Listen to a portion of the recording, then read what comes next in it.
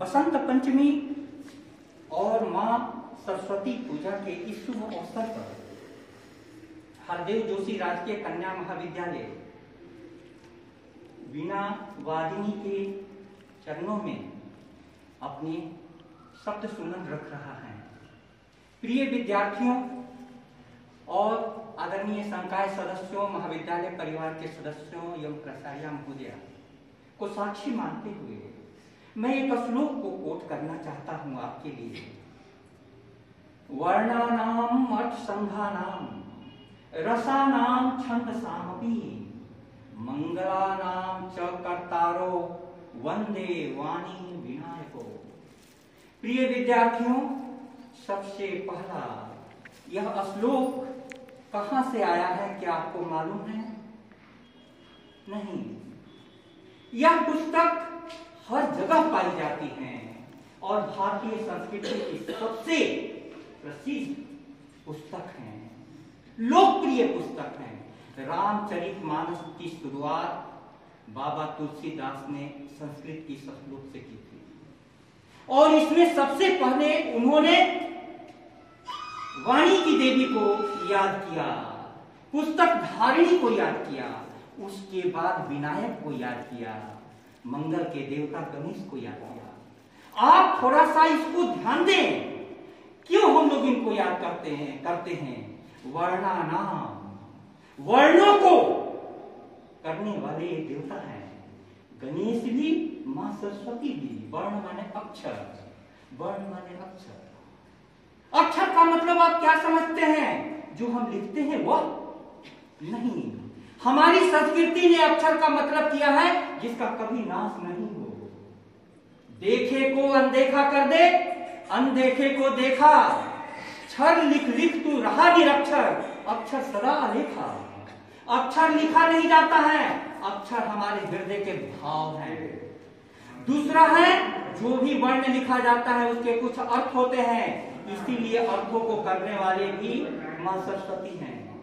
वर्णानाम अर्थ संघानाम, अर्थों का समूह, क्योंकि एक शब्द के, एक वर्ण के कई प्रकार के अक्षर होते हैं।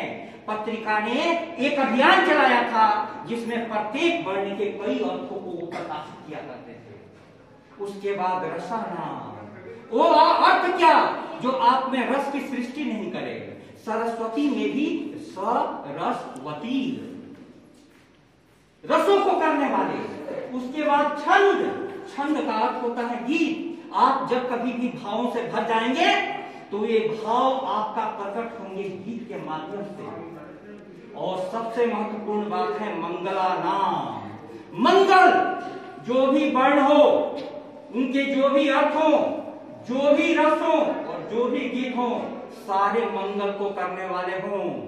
इस शुभ अवसर पर मैं कहना चाहता हूं कि इस श्लोक पर आप विचार कीजिए कि क्या हमारे शिक्षा संस्थान जिन अक्षरों को पढ़ा रहे हैं, उनसे जो अर्थ निकल रहे हैं, जो रस की धारा प्रवाहित हो रही है और जो गीत गाए जा रहे हैं, क्या वे मंगल करने वाले हैं?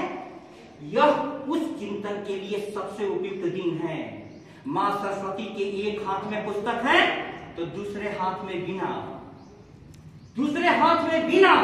यह क्या संकेत देता है कि हमारे हाथ में पुस्तक हमारे मस्तिष्क को ऊंचाइयां देता है, तो वीणा हमारे हृदय को पूरी तरीके से विशाल बनाता है।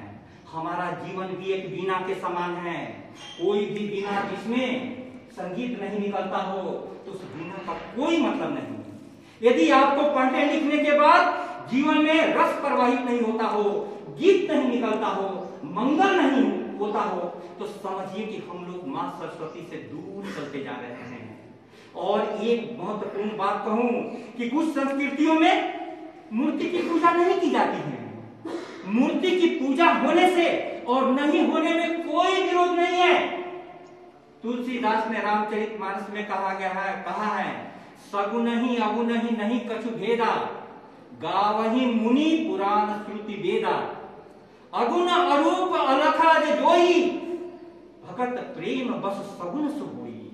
जो कुछ आपको निराकार में समझ में नहीं आता, उसको हम लोग मूर्ति देकर करके आपके हृदय में बसाते हैं, आपके मस्तिष्क में उसकी छवि बनाते हैं। बच्चों की किताबें आप देखेंगे तो लिखा रहता है और बड़ा रहता है अनार का चित्र और नीचे लिखा रहता है अनार और छोटा अनार छोटा चित्र बड़ा। ये चित्र उसी प्रकार का है। आप मां सरस्वती के सामने में देखें और इनको हृदय में बसाएं और यहाँ पर जो कुछ बातें कही गई है, जो कुछ प्रतीक में कि आपके हृदय में पुस्तक भी होना चाहिए, आपके जीवन में संगीत भी होना चाहिए, वीणा भी होना चाहिए। इससे आपका जीवन ऊंचाइयों को प्राप्त होगा। यही कामना करते हुए मैं अपनी वाणी को विराम देता हूँ। धन्यवाद।